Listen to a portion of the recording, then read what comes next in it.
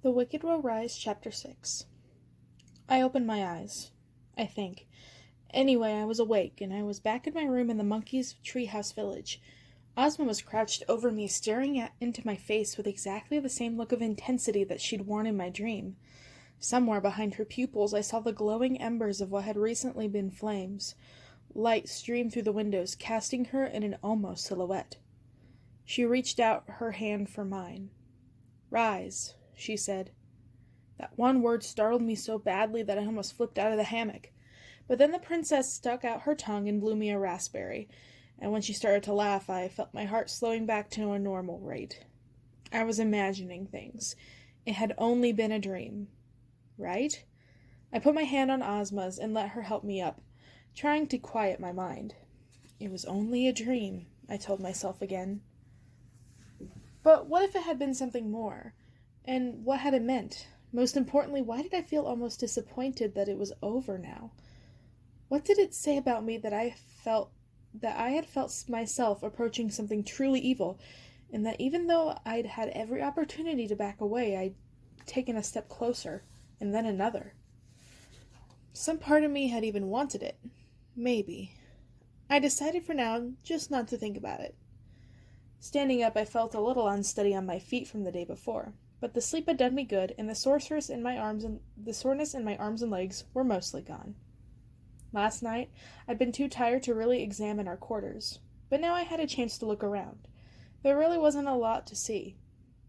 I spotted a folding screen in the corner, the kind people coyly stepped behind in old movies to change. A large wooden bowl sat on a wooden pedestal by the window. It was filled with bubbling water, and a few large pink blossoms floated on the surface. I walked over and splashed the water across my face gratefully. It tingled in a pleasant way against my skin before evaporating. I was glad that there was no mirror here. I didn't want to know how terrible I looked. Sure, I'd taken a quick dip in the stream yesterday, when we'd been trudging through the forest with the monkeys, just to get the lion's blood off me, but I had a feeling that I was still a total wreck. How could I not be? Before last night, I hadn't slept since the night before Dorothy's big party. Still, the water was refreshing, with a vaguely perfumed smell, and it felt good to wash up. I cupped another handful and pulled it through my hair, feeling days' worth of dirt and grime coming off on my hands. So what the hell are we to do next? I found myself asking aloud. I wasn't sure if I was talking to Ozma or to myself. I wasn't expecting Ozma to be paying attention or to understand what I was saying, but at least she was someone to talk to. Look, I'd grown up with a mom who was on another planet most of the time, so I was used to having conversations with people who weren't really listening. It was no big deal. Anyway, after everything Ozma and I had been through together, I was starting to feel weirdly close to her. No, she probably wasn't the friend I would have chosen for myself, but she was something. And with Star gone and Nox missing, friends were in short supply these days. "We can't stay here forever," I said, taking advantage of her willingness to at least pretend to listen. "But I don't know where to go next either. Do we go back to the city? Do we look for Dorothy? Do I try to find the Scarecrow so I can cut out his brains?" I shuddered a little at the thought of that one. I knew I had to do it eventually, but I really didn't feel like it. Every time I turn around, someone's telling me to do something different. Every time I sit down to think, there's another mystery that I can't solve. I just feel stuck. Ozma looked at me expectingly, and suddenly I found myself saying the thing I hadn't even admitted to myself. "I have to find Nox," I said. "I know, it makes no sense. He's the last one I should be worrying about, but he's the only one I trust." That's the thing about talking to someone you're not sure is really listening. Sometimes you end up saying stuff you don't know you mean until it just comes spilling out. But Ozma didn't look surprised. Instead, she gave me a sly wink. "Nox, Nox," Ozma said. Something about the way she said it piqued my interest, and after all, I was starting to think that maybe I was underestimating her. She had seemed to know that the magic was coming back to Oz. She had known the lion was coming for us. Underneath all her idiotic chatter, it was becoming clear that she had some hidden depths. "What about him?" I asked. Ozma just rolled her eyes and scowled at me like I was the dumbest person in the world. "Who's there?" she said in frustration. My shoulders drooped and I let out a groan, suddenly realizing exactly how much I'd hoped She'd been about to say something that was actually useful. Whatever. I scooped the filthy dress I discarded the night before up from the floor, and I was just about to put it on when I noticed that the monkeys had left me a clean outfit, neatly folded on a table by the door. Maybe Queen Lulu liked me more than she let on, but more likely she just didn't want me walking around her village looking like a bum. Thankfully, considering the monkeys' normal fashion sense, they had left me a fairly sensible outfit. Of course, when I say sensible, I mean relatively speaking. As I went through the pile beside the bed, I discovered that they had decided to outfit me in a faded pink t-shirt that would kiss my grits, in characteresque script, across the chest, and a pair of cut-off denim short shorts. Okay, it wasn't quite my style, but at least my host hadn't decided I'd look stunning in a nun's habit or an oversized baby's onesie and a pacifier. Just having a fresh shirt was almost good enough for me, but it wasn't the best part.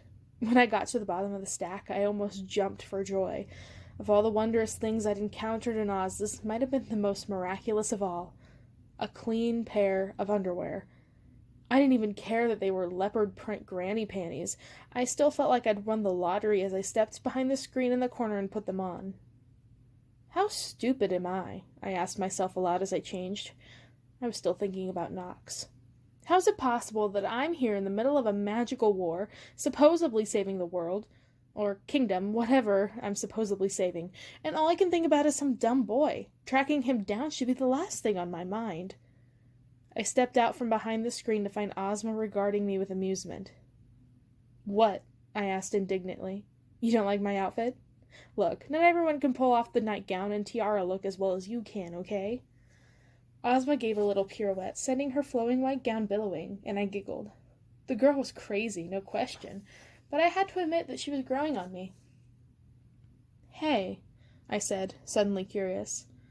"You didn't by chance keep a giant pair of wings somewhere under there, do you?" She flapped her arms up and down and hopped on one foot, but no wings sprouted. So much for that idea. It was worth a shot, right? I shrugged, then returned to the subject of myself, because really, why not? "The thing is, I don't really like him," I mumbled. "I just think he might be able to—" I trailed off without finishing my sentence, suddenly embarrassed that I was trying to get away with an outrageous lie. Of course I liked him. I didn't want to find him because he could help. I wanted to find him because I had a crush on him. There, I said it. I know, how stupid am I? From the way Ozma was looking at me now, it seemed she wasn't really buying what I was selling either. She was gazing at me with a deep, bemused kindness that was also a little skeptical, and I had to wonder, yet again, if maybe she actually understood what I'd been saying all along. I stepped closer to her. "What is it about you?" I asked. She replied by bobbing her neck and twirling her finger at her temple. Maybe it was because of my dream, but this time I wasn't quite convinced by her "look how dumb I am" act. Was that what the dream had been trying to tell me? That Ozma and her secrets were the key to everything? Or at least the key to something? I looked her up and down carefully, trying to find a clue. This time I found one. At first it was just a glimpse of something overlaid on top of reality. It was like double vision, another image that was barely there, hovering around the princess's body. It reminded me of what I'd seen for a moment when I defeated the lion just before I'd taken his tail. When that had happened, I hadn't had time to really think about it. I'd been acting totally on instinct. This time I tried to really focus on what I was seeing. Again, I had to wonder how all this magic was coming easily to me. Was the fact that Oz was getting its magic back just making it easier to take a hold of? Or was I actually finding the kind of power that's my own? And if I was that a good thing or a bad thing? As I let myself become distracted by questions, I felt the magic slipping through my grasp. I clenched my fists and tried harder, and then it was gone entirely. But I could tell I was on to something. After all, the instinct I had about the lion's tail had been right. I wasn't about to give up now. I narrowed my eyes and tried again. One of the first lessons Gert had taught me about magic, in the long series of barely successful lessons she'd given me before she died, is that it's hard to hold. Magic is tricky. It will do what it wants to, but not if you boss it around. You have to ask nicely. You have to think it's the magic's idea instead of yours. Kind of like Sandy Charlemagne, my old manager at Dusty Diners back in Kansas. It was a funny connection to make, but thinking of Sandy made me think of quicksand and how the more you struggle, the faster you sink. And that made me think about those Chinese finger traps you got into when you were a little kid, the ones you can barely get out of if you stop trying. Then I thought of the soap bubble trick from my mother that had helped me fall asleep last night. I decided to just let all of my thoughts drift away, and as my mind began to clear, the growing aura around Ozma got brighter and clearer, while at the same time the princess herself became more and more vague. It wasn't just Ozma either. Everything in the room was coming in and out, like when you're diving and driving and the radio reception changes depending on whether you're going uphill or down. Why not try adjusting the dial, I thought. And it worked. When I shift my attention on one direction, the glowing got stronger while everything else faded. Everything that had been in the room was still there, except it was just made out of a strange glittering thread. The screen, the wash basin, the sleeping hammocks, Ozma, even my own body. All of it was just energy, and all of it was just connected to each other. I knew on some level that I was seeing the real Oz. I had pulled back the curtain and stepped through it, but instead of finding a humbug wizard, I'd found the controls to the whole operation. And it turned out the whole operation was made out of what appeared to be magic silly string. Well, that makes it sound kind of lame. It wasn't lame. It was literally the most beautiful thing I've ever seen. So beautiful that I tried to touch it. I just reached out in front of me and I tried to grasp one of the stray filaments floating randomly in the air. It swayed a little, but it didn't really move, and my fingers passed right through it. When I tried to grab a fistful of them, I came up empty. But I found that if I sort of brushed my fingers against them, they responded to my touch as long as I didn't push too hard. And if I was patient enough, I was able to move them around. It was weird and very cool, but I didn't really see the point until I noticed that the wayward strings of magic that had seemed to be floating randomly through the air, the ones I'd been playing with, were actually slowly gravitating towards something, and that something was Ozma. They were flowing into her, sort of, but they were also twisting around her body, which was the brightest thing in the whole room. When I looked closely, I saw that she was just one big knot of magic. And what do you do with knots? Well, duh, you untie them. I didn't want to hurt her, I just wanted to see what would happen, and so I hovered my fingers around Ozma, trying to see if I could get the jumbled lines of magic to untangle themselves. At first, it seemed like it wasn't doing anything, but after a few minutes, I noticed that one of the tiny threads was now twisting out from her elbow, and I managed to catch it with my fingers, and I tugged on it, feeling just the slightest bit of give. I bit my lip in concentration, careful not to pull too hard, and just like I was tugging on a loose string or an old sweater from the thrift store, Ozma began to unravel. No, it wasn't her that was unraveling exactly. It was more like I was unraveling some kind of spell. Meanwhile, Ozma herself was changing shape. She was getting bigger, taller, her shoulders broadened into a man's. Well, a boy's, I guess. And I could tell from his slouch and the tilt of his head that it was a boy I knew. Pete, I muttered under my breath. As soon as I spoke, it all slipped away. I was back in the real world. Ozma was gone, and Pete was standing right in front of me, wide-eyed and surprised. He took a step backward toward the door and held up my hands, looking as guilty and sheepish as someone who had been caught shoplifting a Hostess Twinkie from the Piggly Wiggly. Hey, he said. So, that was pretty weird, huh? He scanned me up and down. Nice outfit, he said, grinning. I didn't know what to think. All I knew was that Pete had played me too many times already. Even if I didn't know why, then I wasn't just going to let him do it again. Still, I couldn't help it if I was a little bit happy to see him, because it was Pete, who had saved my life about 5 minutes after I had arrived in Oz. Pete who had kept me from going crazy when I'd been trapped in Dorothy's dungeon. Pete who had been the only person I could talk to when I had been posing as a servant in the Emerald Palace. Forget the outfit, I said shortly. I took a step back and felt the sizzle of heat in my palms, and my knife appeared without me even calling for it. I think it's time for you to do some talking. He brushed his dark hair from his green eyes, the same exact eyes that belonged to Ozma. He looked away and took a deep breath. When our eyes met again, I suddenly saw a sadness in him that I recognized from somewhere. It's kind of a long story, he said.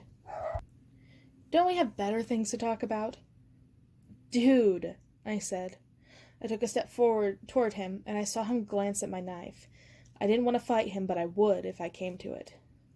I've known you longer than anyone else in this whole messed up fairyland, and I still don't know you at all. All you've done is lie to me. So yeah, I spat. I like you, I think, but I think you'd better start giving me some explanations. Pete just nodded with resigned understanding. He took a deep breath and slumped against the wall, folding his tense, sinewy arms across his chest. Okay, he said, but you might as well have a seat, 'cause I wasn't kidding when I said it's a long story, and I don't even know the whole thing. I considered it, and then I sat back down in the hammock I'd slept in, leaving my bare feet firm on the ground to steady myself. For now I kept my knife in my hand. I didn't think I would need it, but you can never be too safe around here. Let's hear it, I said. Just tell me everything you know. Where should I start? The beginning. So Pete started at the beginning. Once upon a time, he said,